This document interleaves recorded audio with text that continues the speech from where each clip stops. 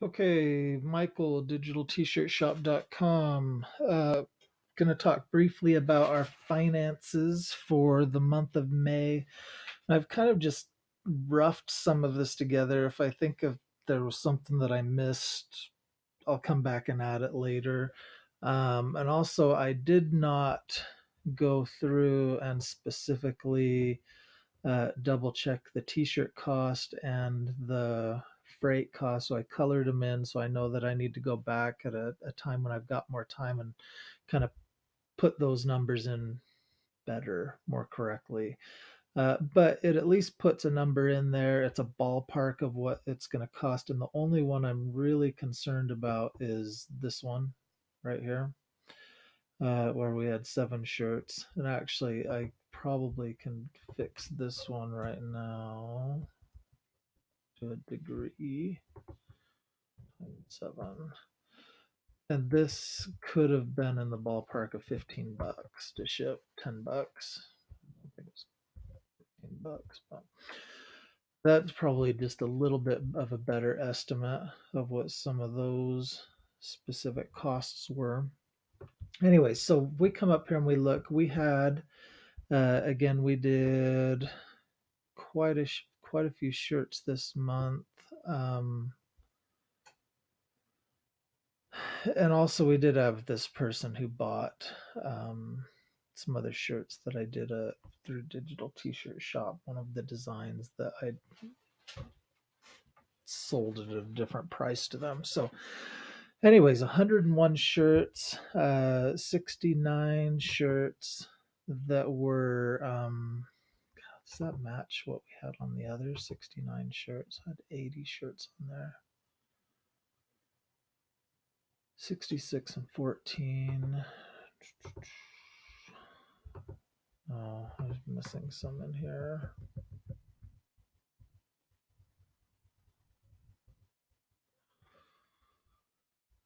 I'll not say 14, probably because my. Okay, so anyhow, it's not necessarily messed up. It's just that I'm calculating it wrong. I don't know, 66 and 14. So I don't know. Somehow I got a number messed up in here, but that I've got 83 shirts on here. So instead of the 80 on the other. So anyhow, these are Etsy listings. These are Amazon. Our product cost per shirt cost. That we actually I take that back. This is how much we collected in for the shirt, collected for freight. It didn't have anything that was going to Utah, so there were no taxes collected. Totals, cost per shirt, cost for printing, cost for, I guess that one would need to go up to equals times 7.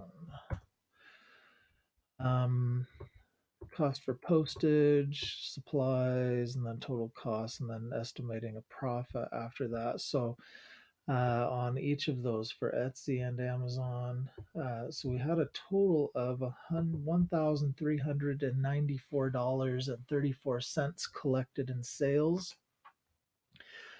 I mean, if it were that, I mean, you look at $1,300, you'd be like, hey, I got $1,300, but I didn't really make $1,300. We look at the Amazon fees. Now, again, we have Amazon on here. I've gone and I've plugged the Amazon numbers in here. So the total of fees and paying for our Amazon seller fee associated with our sales. Now we're looking at these two periods, April 29th through May 13th, and then May 13th through May 27th are the two periods we have that were collected during that time. Coming across here, you'll see that we didn't actually collect all that money. Our deposits were, even though we had, that over, even though we had a little over $800 in sales, we only had $250, $270 deposited. We're going to have to wait for the bulk of this money next month Um, it's just or next period, so it's just not coming right now. So looking at our cost of goods sold together with what we actually did. Now, this is not based on deposits. This is based on total product sales. Over here for the month, 92 and 170. I mean, and 736. And I froze.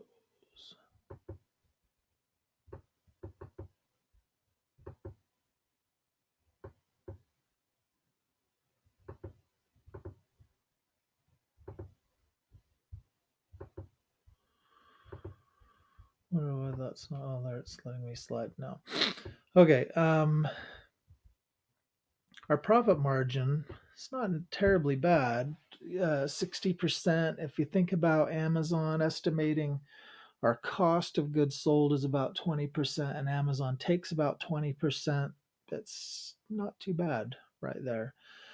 So our profit off of gross sales is in the ballpark of 60%, 55 one period, 68 another period. So um, going back to May here, so Amazon fees, Etsy pattern site. Now we did pay for data entry, 282 to my sister-in-law.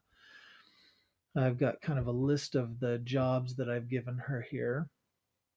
And these family t-shirt shops didn't come out of here. The ones we're billing here or accounting for here are these, um,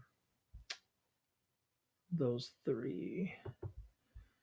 The printer, the cost of the shirts, the ink, postage, and supplies. And that's really, for home business, we're not counting rent. We're not counting. I mean, we're just assuming we're not. I mean, technically, I probably should be assuming some of the electricity or utilities, but I'm not. Excuse me, I'm gonna yawn. Oh. Anyways, so we're just kind of keeping it real simple, assuming a cost of a printer is really and the supplies that we need to print and mail these is really all we're assuming here. um, if we had this business in another building, another location, there would obviously be much greater costs than this. um, Upwards of another, I mean, it could be thousands of dollars a month depending upon what you, I mean, you could get probably something as cheap as maybe 500 to $1,000 for a small office.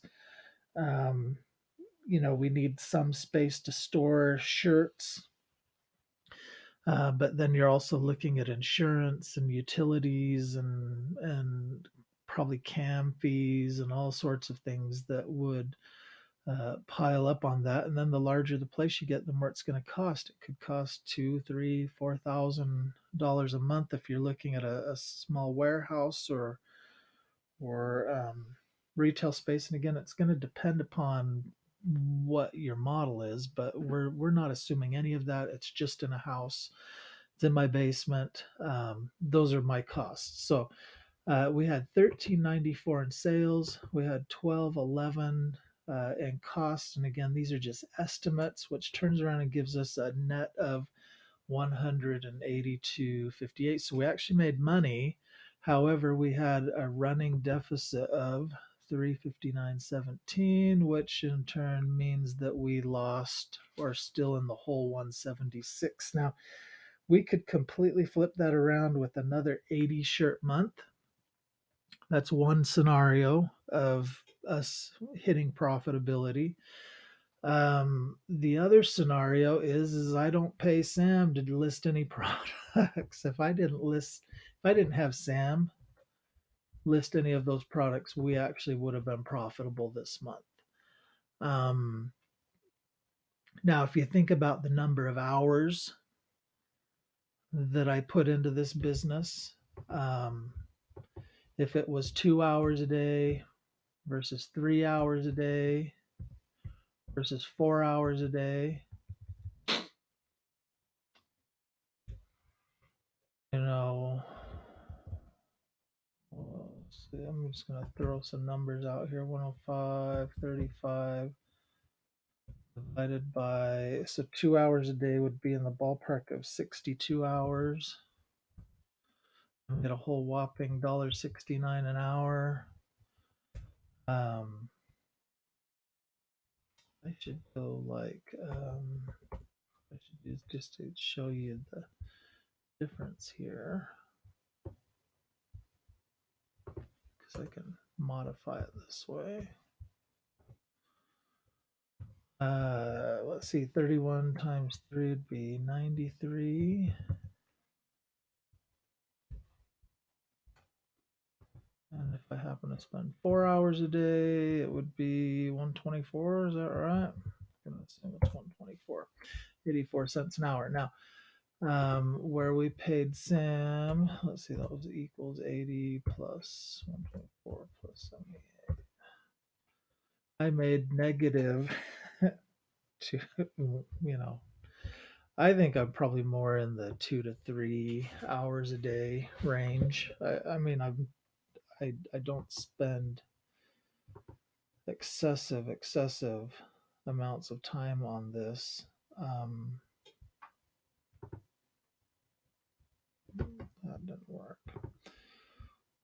Let's move places. There we go. We'll just do that. Okay. I mean, I don't spend excessive numbers of hours on this, so it's not as though, um, I'm. Sorry, I had another idea. I was gonna mimic this based on our running net deficit. It's gonna flip flop here.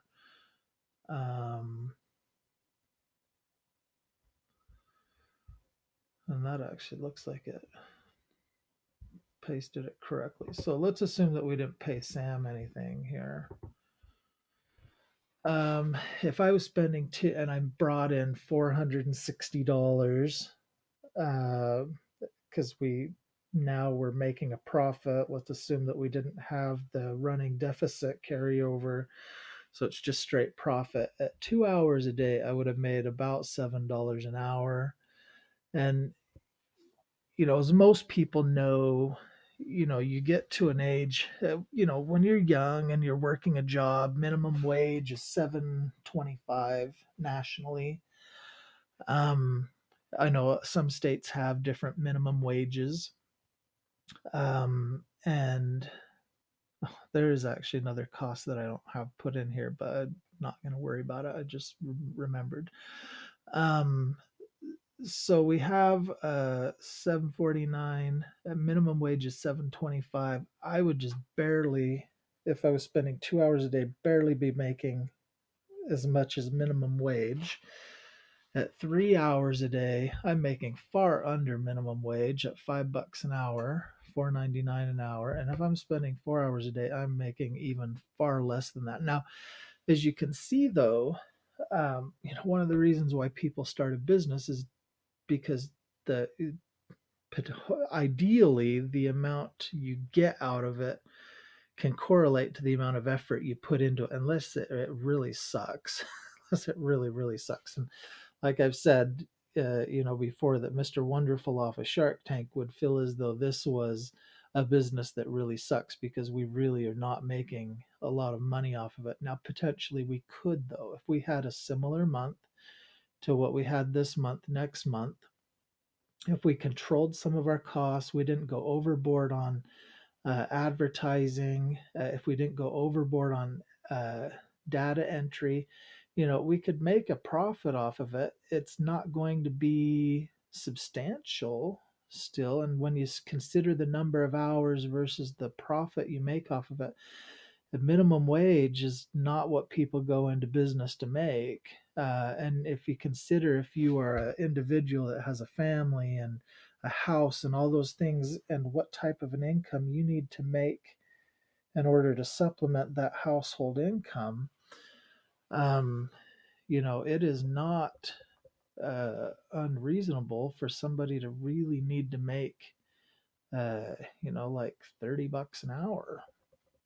$40. Some parts of the country, it may need to be more than that when you consider paying for your house and paying for food and paying for cars and paying for your kids going to school and all the fees that are associated with those things. And I mean, it could be $50 an hour in some parts of the country.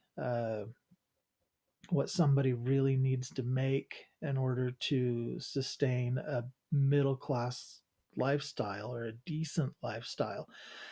On the low end of that, maybe it's the $30 an hour, average nationally, and maybe on the high end it's 50, or maybe it's 24 and 45 or something. I don't know, but I would assume that to make a, that a decent wage for somebody who's has a family to take care of, that you probably need to make $30 an hour.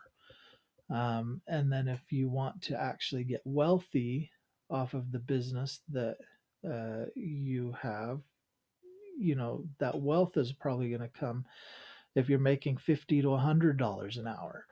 Now, if you consider this, I mean, if you're making, just to throw some numbers out there, if you're making $30 an hour, and then if you consider how many hours there are a year, 365.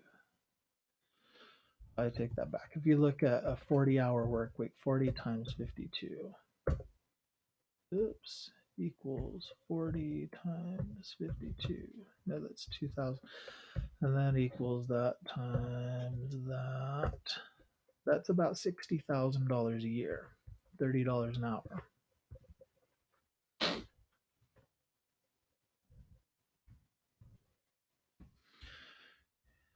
Let's do that.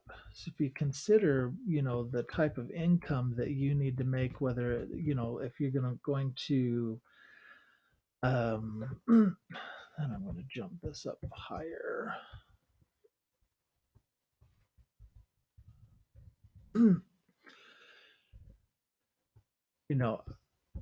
For a state like Utah, I would think that this is where you would find great wealth.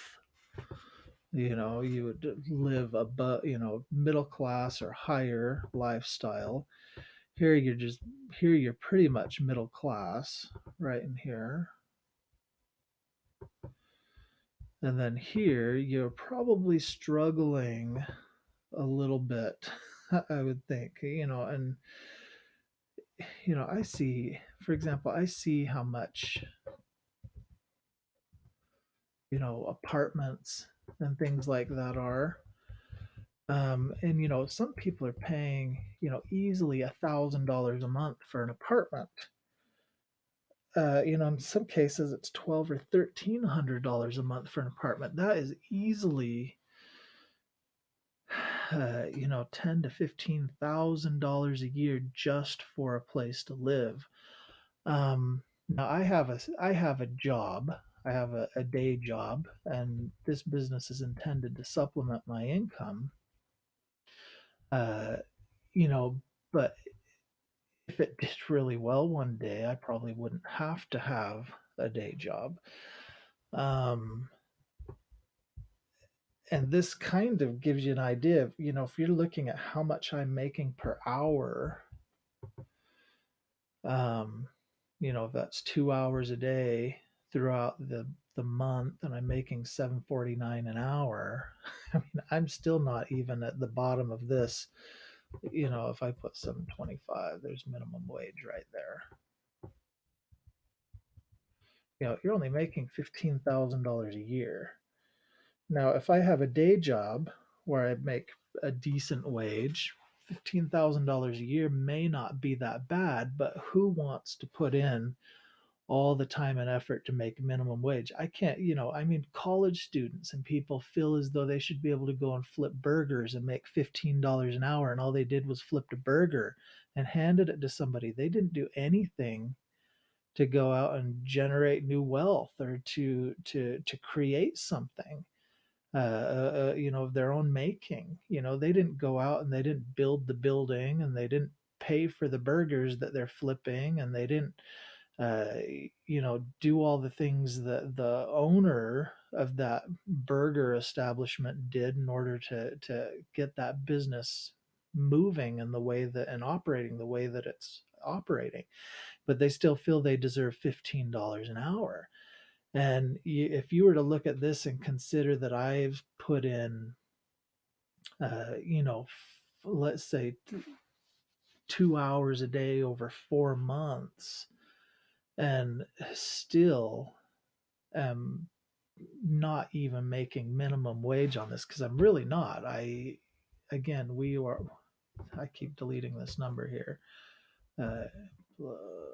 Plus, I mean, I technically it's still am 285 an hour in the hole on this business, and have been running such over the last 4 months. I'm still not making a dime off of it. And who would in their right mind would go and not make a dime off of anything? Put all the time and effort in there to not make a dime. Now, I'm not thinking about it in that way, and I don't approach it that way. I'm just kind of reasoning a little bit with this, that some perspective related to this.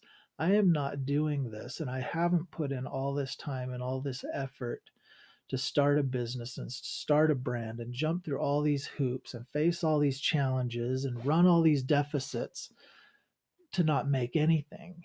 And I'm not doing it because I want to make minimum wage. I'm doing it and I'm sacrificing up front, and I'm sacrificing now for the potential, for the possibility that I will make much more than that down the road. Um, yes, I am only selling, uh, 80, I'm not counting this one, 80 shirts a month. So I'm at 80 shirts. It's not always going to be 80 shirts. I mean, it could be 200 shirts. It could be 300 shirts. I could 6 months from now, it could be 300 shirts. It could be quadruple what it is right now, and selling, or it could be, tenfold what it is right now. I could be selling 800 shirts a month. I mean, I just don't know. But at 800 shirts a month, the numbers are going to be incredibly different. Incredibly different. Even if it was 400 shirts a month, I mean, you're going to see, because all of these fees are not going to duplicate. Um, you know, and you're going to see some really drastic differences as the number of shirts we sell increase. And in turn, I'm not going to be making $3 an hour anymore. All of the effort that I've put in the front and building the business and uploading the designs and paying Sam to help me get them uploaded onto the website, and all the other things that I've done up front to establish that business down the road will turn around and pay me more than minimum wage, ideally. And maybe it's $10 an hour, maybe it's $15 an hour, maybe it's 20, maybe it's 40. Now if I'm not working a full year, maybe I'm not doing a full 40 hours a week on it. But if I'm making 40 $40 an hour and working 40 hours a week on it, um, it's doing quite well for me. But we don't know. The future will tell. I mean, who knows? There could be a war breakout. There could be a natural disaster. There could be vast changes in the cotton markets, and the cost of t-shirts skyrocket, and nobody wants to buy a t-shirt anymore. I mean, who knows? There's so many variables that go into this. But as it is, you can see right now we're still running a deficit from previous months. We're at negative 176. We'll overcome that this next month as long as we do a similar number of sales. And as long as I don't, well, if I was, we could do less than that if we weren't paying Sam. That could be another, maybe 60 t-shirts. So if we're in the 60 to 80 t-shirts and I don't pay Sam to do any more data entry for this business, then, we'll make a profit. So the other cost that I mentioned a few minutes ago that I didn't add is my my mother-in-law comes and prints for me periodically. She has, and she actually does help with some of these, and I actually pay her more than minimum wage. I pay her $10 an hour. Actually, I think I just gave her a raise to $11 an hour. But she does print some of these t-shirts for me. I haven't tracked that. She works very infrequently. She just more helps me when I really have a lot to print and I'm having a hard time keeping up with all of them. So I could have paid her $50 to $100, excuse me, and printing this last month for this business. I could have probably, I don't know. I think I did actually have her print this order for me at a minimum, and then some other things. She could have worked 5 to 10 hours, which would add a little bit more of a cost. At the moment, I'm not throwing that in because I'm not distinguishing between those hours right now between what she's printing for my other business as well as this. But that should at least give you an idea of what I'm seeing as far as the numbers go. I think, we're not buying anything. We don't have a lot of excess costs. Some ways that we could potentially increase sales that would also increase costs is to have another separate website. Maybe have digitaltshirtshop.com as its own website, and Etsy as its own website, and Amazon as its own website, instead of pushing business to Digital T-Shirt Shop on Etsy.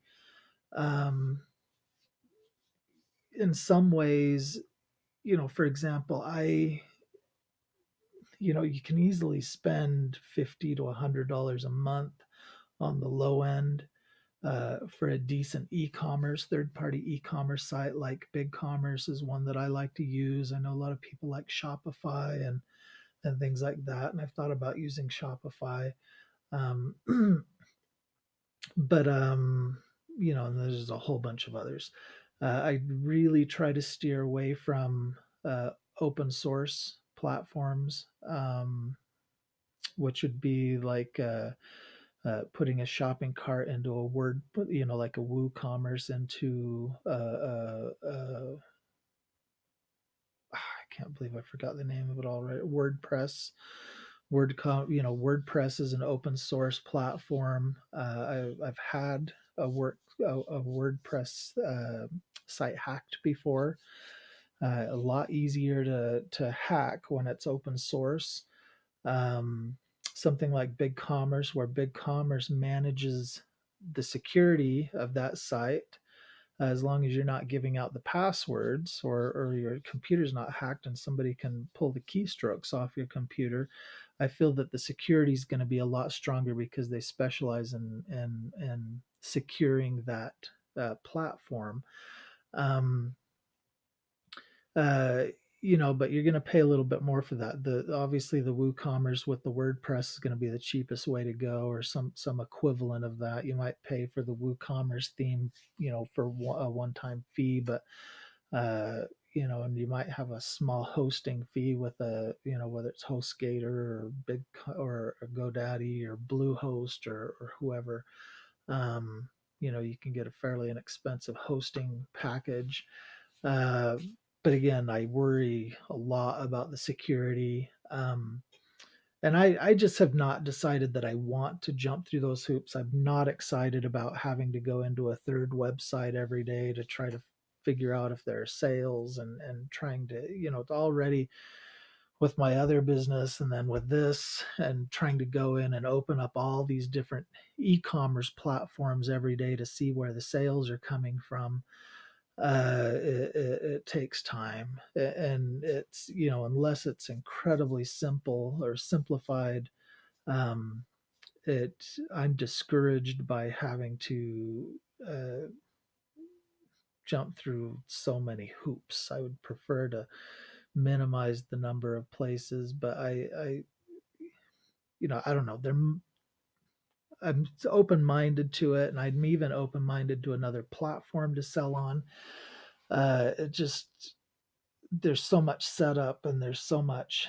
Uh, I don't know. The nice thing about Amazon and Etsy is they draw a lot of people already, and so they make sense for selling on. And even the Etsy fees of $74, I pay more than that for one of my big commerce sites every month. I know that's variable and it'll increase as I have more products listed on it, and it can go up. But uh, I think it's a good trade off for having uh, the the number of customers that they have come through there potentially, and buying from you there. So I think the trying to get people to go to your website, to your brand name website, and actually making those sales is going to be far more difficult, and attracting those, that traffic and those sales than this is. So,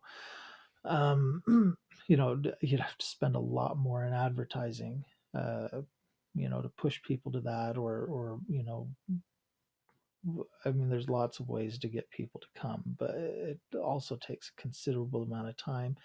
And then to get page ranking with that website, when you're competing against so many other people to get page ranking on a Google search, and that can take a lot of time as well, unless you have a real niche product and website, product and name and real niche market that you sell in. You could be looking at a number of years. To give you two examples, so my other business is niche and LDS products that cater to the Mormons. Um, it took me about a year to get first page ranking, given the number of people who are competing in that market.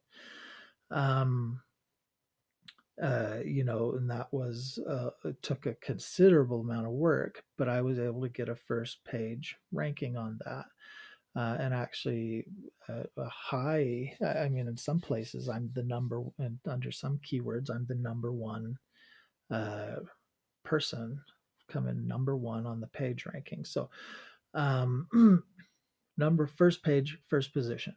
Uh, I've got my day job. I work in education supplies. I have worked so hard in the education supply side of things to get even first or second page exposure on Google, and I have not been able to get anything. Now, there are there are little tricks that I've done that have gotten me within the first page or two with a few aspects, and definitely we show up under local searches on a first page ranking under local searches. But to get a national first page ranking when I'm competing against Walmart and I'm competing against um, uh, you know Office Depot, and I'm competing against Amazon, and all of these big box retailers that are also trying to capitalize on the education market.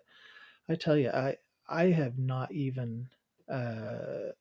It's been an incredible amount of work and an incredible cost, and we have not shown up even close to a first page ranking. Um, T-shirts might be the same way. How many people sell T-shirts, and how many people have a bigger foothold in that market than you have.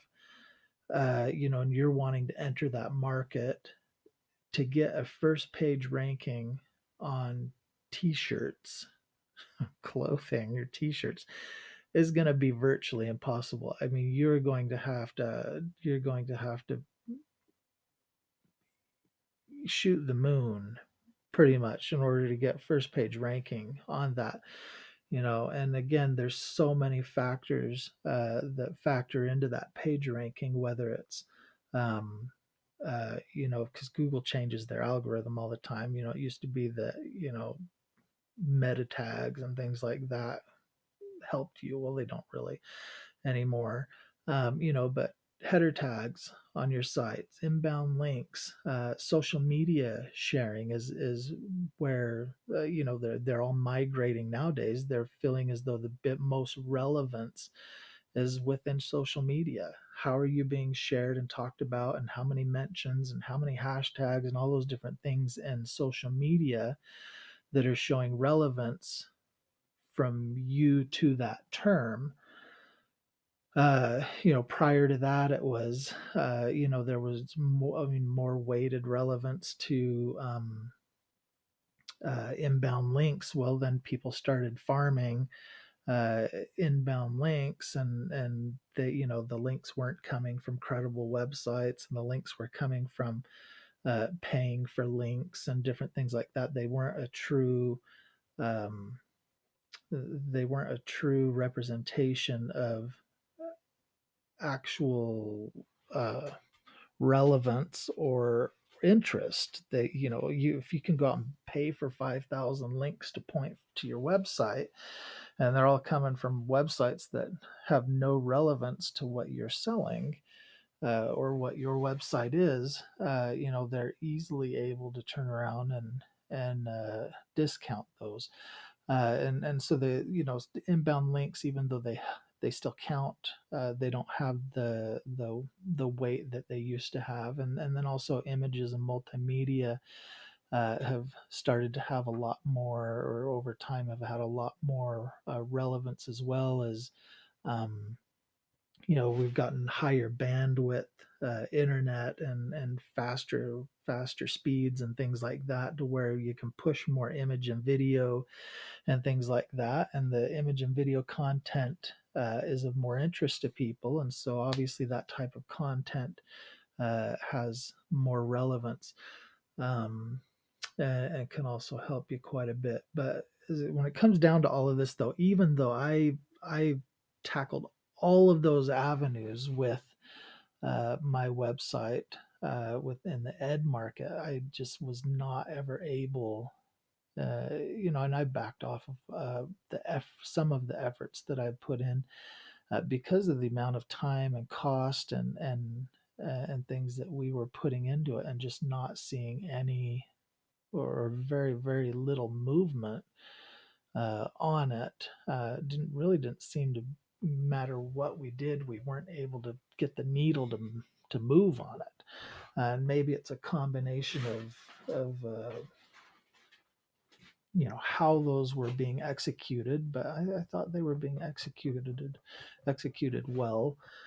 um, they just still didn't work. They didn't work for us in that market to get us that first page ranking. So again, all of this kind of circles back to having your own website with your own hosting, and your domain name pointed to that website. And you got to get people to like it, and you got to get people to follow it, and you got to get people to share it, and you got to talk about it, and you got to advertise it in order to get those people there to buy that product. Otherwise, you're not selling anything. um, you'll get a handful of people that happen across it that have no interest in it, and you're not going to sell anything. You really have to put in a lot more hustle in order to make that work. Now, the payoff can be much greater, uh, especially if it's a success. That can be much greater, because you're not going to have that increased cost, every time you've got to relist a product, that's adding to your variable cost on your product. So, like you would on Etsy. So I've even though I didn't want to jump through those hoops, I've just done the Etsy and Amazon for now, kind of for those reasons. And those are some of the things that go through the back of my mind when I think about it. So, for what it's worth, these are the estimated finances right now for digitaltshirtshop.com for the month of May 2017, with a little bit of extra information there on websites. And yeah, so if you like what you've seen or heard here and you want to keep following digitaltshirtshop.com, we invite you to subscribe, to follow us. And again, we're going to be putting these out month after month after month as we look at and determine um, whether we're going to reach t-shirt glory. And I know it's t-shirt glory. I should do that hashtag t-shirt glory as we try to achieve our goals with uh, making a viable business that earns us a profit. And we'll see if that ends up happening. I mean, as it looks right now, we've gone from not selling or making any money to almost making money and being in a great position to actually make money, even though it's not a lot of money. And we're still not making really anything when you look at it, even though all the time we put into it. So, you know, but, you know, tis the nature of starting a business, and that's really what this is supposed to give you an idea of, is the time and effort that is put into starting a business and what you need to do to make it profitable, and actually seeing somebody jump through those hoops.